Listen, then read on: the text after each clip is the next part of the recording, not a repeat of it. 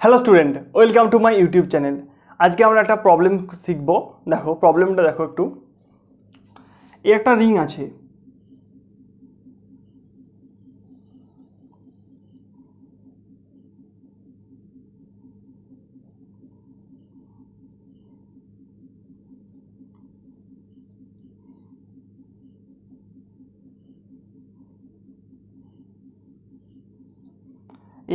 আছে, দেখো রিং, এটা একটা রিং আছে। এই রিংয়ের উপরে plus q charge uniformly distribute করা আছে। এই রিংয়ের উপরে তোমার প্লাস কিউ চার্জ ইউনিফর্মলি সুষমভাবে ডিস্ট্রিবিউটেড আছে।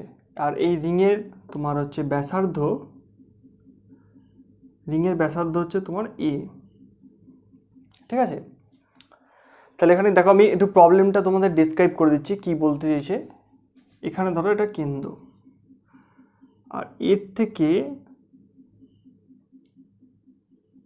তোমার এক্স ডিস্টেন্স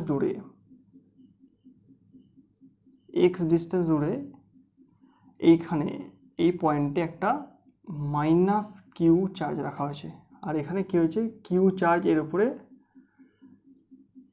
ইউনিফর্মলি ডিস্ট্রিবিউটেড।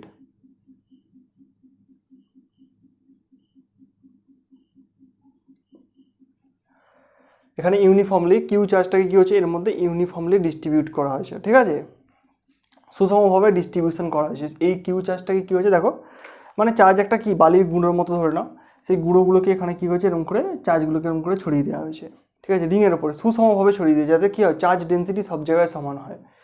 ঠিক আছে, তো এখানে বলেছে এখানে একটা মাইনাস কিউ চার্জ রাখা হলো। তো এবার কি হবে, যদি এখানে কন্ডিশন বলে দিয়েছে, যদি এ তোমার হচ্ছে ভেরি গ্রেটার দেন এক্স হয়, এ যদি ভেরি গ্রেটার দেন এক্স হয়, তাহলে এই মাইনাস কিউ চার্জটা কী হবে, তোমার একটা সিম্পল হারমোনিক মোশন হবে। সেটা তোমাকে দেখাতে বলেছে। সিম্পল হারমোনিক মোশন কীভাবে হবে সেটা দেখো। ঠিক আছে, তো এখান থেকে কী হবে, এবার দেখো যেহেতু চার্জগুলোকে কি করেছি আমি ছড়িয়ে দিয়েছি, এখানে ছড়িয়ে দেওয়ার জন্য কি হবে, তুমি এখান থেকে কুলম্ব ফোর্স কিন্তু ক্যালকুলেট করতে পারবে না এর জন্য প্রপারলি। তাহলে তোমাকে কি করতে হবে, দেখো চার্জ তো কী হচ্ছে কুলম্ব ফোর্স তুমি ক্যালকুলেট করার জন্য কি পয়েন্ট চার্জ নিতে হয়।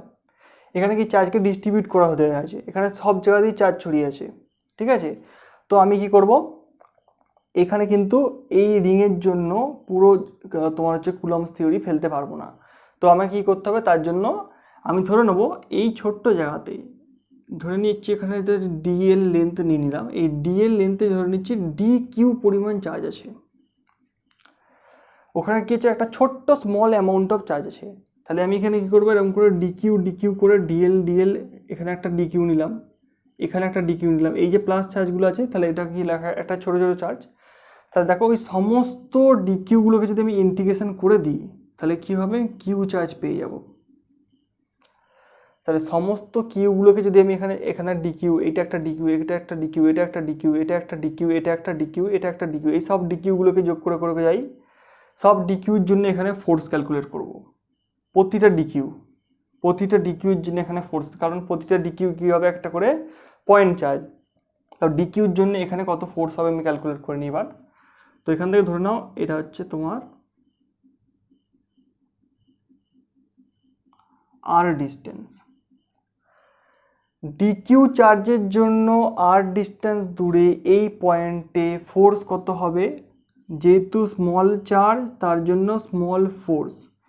ডিএফ সমান কত হবে, আমরা জানি 1/4πε0 তোমার কত হবে, স্মল ডিকিউ আর কিউ বাই হচ্ছে তোমার আর স্কোয়ার।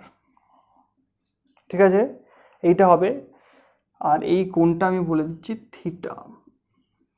ঠিক আছে, তাহলে ডিএফ এর ডাইরেকশান কোন দিকে হবে বলো তো, এখানে ডিকিউ চার্জ, এটা একটা মাইনাস চার্জ, তাহলে কী করবো, ডিকিউ চার্জটা এই মাইনাস চার্জটাকে কি এই বরাবর টানবে, তাহলে ডাইরেকশান কোন দিকে হবে, ডিএফ এর ডাইরেকশান এই বরাবর হবে।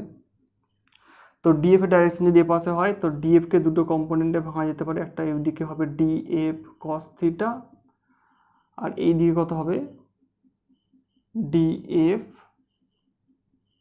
sin theta. ঠিক আছে, তো এইখানে আমি একটা আবার ডিকিউ চার্জ নিতে পারি, তার জন্য কি হবে, এইটা হবে একটা আর ডিস্টেন্স, এটাও আর ডিস্টেন্স, এটাও আর ডিস্টেন্স, কারণ দেখো এখান থেকে এখানে একটা, এটা তো একটা কি রিং, সার্কেলের মতো হচ্ছে, তো সার্কেল থেকে দেখো এই পজিশনগুলো সবারই কী হবে, ডিস্টেন্স এই হবে, আর এটা থিটাই হবে। ঠিক আছে, তো এর জন্য কি হবে, ডিএফ একই হবে, এটাই হবে, আর ডিএফ এর এখানে আর একটা কম্পোনেন্ট হবে, সেটা হচ্ছে ডিএফ কস থিটা, আর এই দেখো উল্টো দিকে কি হবে, আর একটা ডিএফ সাইন থিটা, এখানেও ডিএফ সাইন থিটা, এখানেও ডিএফ সাইন থিটা। তো আমি এখানে একটা নিতে পারি, এখানেও যদি একটা পূরণ করি, সমস্ত ডিকিউগুলোকে যদি পূরণ করে যাই, তাহলে ডিকিউ থেকে যদি এখানে আমি প্রত্যেকটা কী করি, এরকম করে আঁকতে যাই, এরকম করে আঁকতে যাই, এরকম করে আঁকতে যাই, দেখো পুরো একটা যেন মনে হবে না একটা কর্নেটো আইসক্রিম তৈরি হয়ে গেছে, ঠিক এইরকম হবে, ঠিক এইরকম,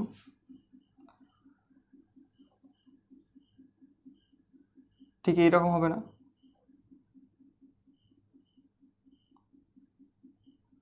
ঠিক এইরকম হবে।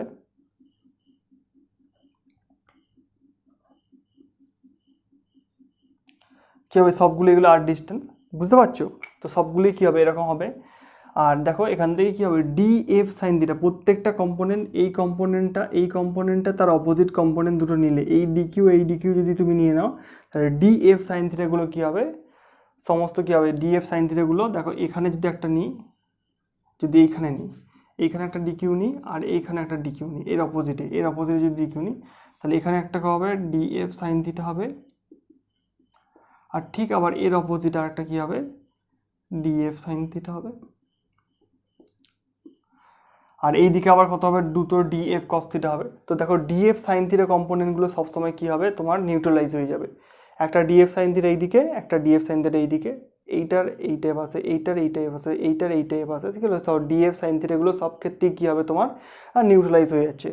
তো আমার যদি ফোর্স ক্যালকুলেট করা হয়, এফ যদি টোটাল ফোর্স ক্যালকুলেট করতে হয়, তাহলে কী হতে হবে, ডিএফ কস থিটা ইন্টিগ্রেশন করবো আমি, ঠিক আছে।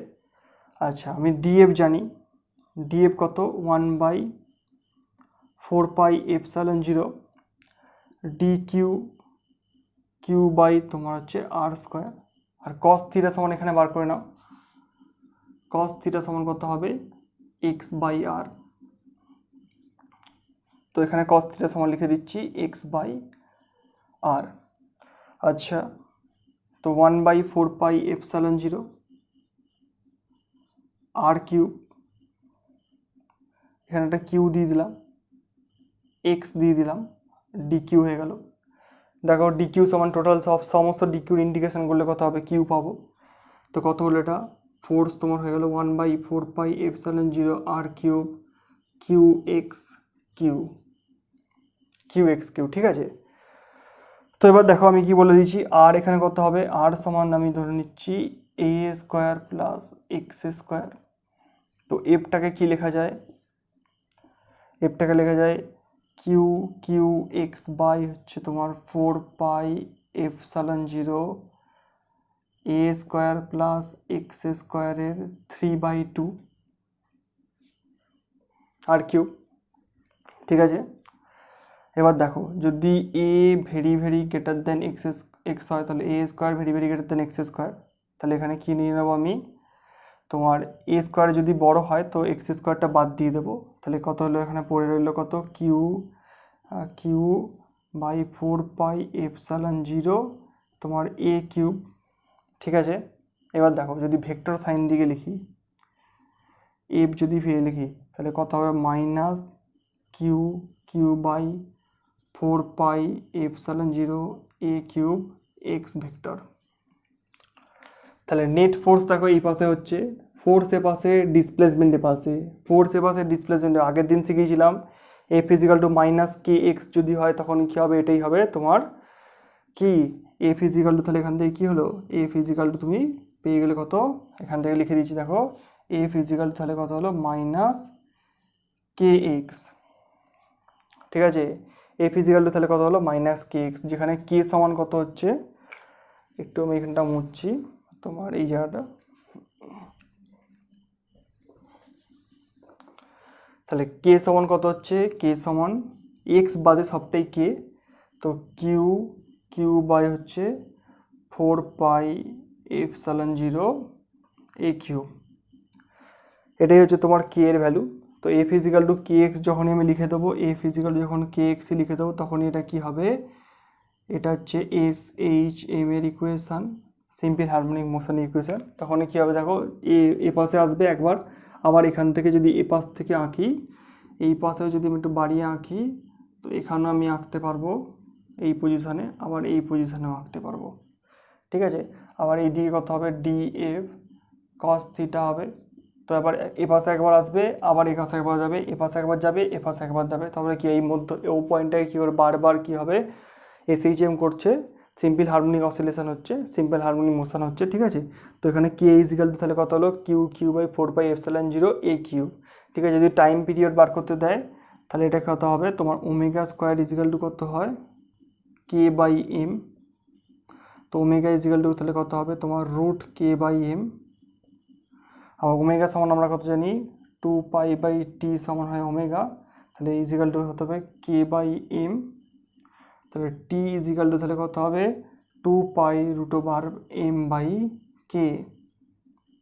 এম হচ্ছে কই হবে, এই যে চার্জ পার্টিকেলটা আছে, এই যে চার্জ পার্টিকেলটা, এম হচ্ছে তার মাস, ঠিক আছে। এবার কে এর ভ্যালু বসিয়ে দিলেই, এখান থেকে যদি কে এর ভ্যালু তুমি বসিয়ে দাও, কে ইজিক্যাল টু এই ভ্যালুটা বসিয়ে দাও, q q by 4πε0 a q, এটা বসিয়ে দিলেই কী হবে, তুমি এখান থেকে টাইম পিরিয়ড পেয়ে যাবে, ঠিক আছে। তো এখান থেকে দুটো প্রশ্নই পড়ে, একটা হচ্ছে টাইম পিরিয়ড বার করা, আর এটা হচ্ছে এসএইচএম এর ইকুয়েশন ফলো করে সেটা দেখো, ঠিক আছে। মোট প্রপারলি অঙ্কটা কীভাবে হলো বুঝতে পারলে। প্লাস কিউ চার্জটাকে কী হচ্ছে, ডিস্ট্রিবিউট করে দেওয়া আছে। ডিস্ট্রিবিউট করার জন্য কী হয়েছে, তুমি এবার ডিস্ট্রিবিউট যেহেতু করে দেওয়া আছে, তাহলে কী হবে, প্রপারলি তুমি সূত্র ফেলতে পারবে না, মানে প্রপারলি লিখতে পারবে না, কিউ মাইনাস কিউ মানে কিউ কিউ বাই 4πε0 r², এটা লিখতে পারবে না, কারণ এটাকে কী করেছি আমি, ডিস্ট্রিবিউট করে দিয়েছি। তো এবারে কী করতে হবে, এই ডিকিউ ডিকিউ করে, যেহেতু ডিকিউ কি একটা ছোট্ট চার্জ, তো ছোট্ট চার্জের জন্য আর দূরত্বে কী নিলাম আমি, কুলম্বিক ফোর্স ক্যালকুলেট করে নিলাম। ছোট্ট চার্জ তার জন্য ছোট্ট ফোর্স, সেই জন্য ডিকিউ চার্জের জন্য ডিএফ ফোর্স। এখান থেকে ইন্টিগ্রেশন করে নিলাম, দেখো সমস্ত কম ডিকিউগুলো নিতে থাকলে এরকম করে ডিএফ সাইন থিটাগুলো সবসময় কী হবে, নিউট্রালাইজ হয়ে যাবে। তো এই পথ বরাবর তোমার ডিএফ কস থিটা থাকবে। এবার দেখো এই দিকে এফের ডাইরেকশান এই দিকে, আর এক্সের ডাইরেকশান এই দিকে, তাহলে এফ ইজিক্যাল টু যদি ভেক্টর সাইন দেখি, এফ ইজিক্যাল টু মাইনাস কে এক্স, তাহলে এটাই কী হবে তোমার এসএইচএম এর ইকুয়েশান, ঠিক আছে। দেখো বোঝা গেল, ঠিক আছে। আজকে এতটাই থাক, আবার নেক্সট পরের দিনে আরও ইলেকট্রিক ফিল্ডের প্রবলেম করাবো, ঠিক আছে।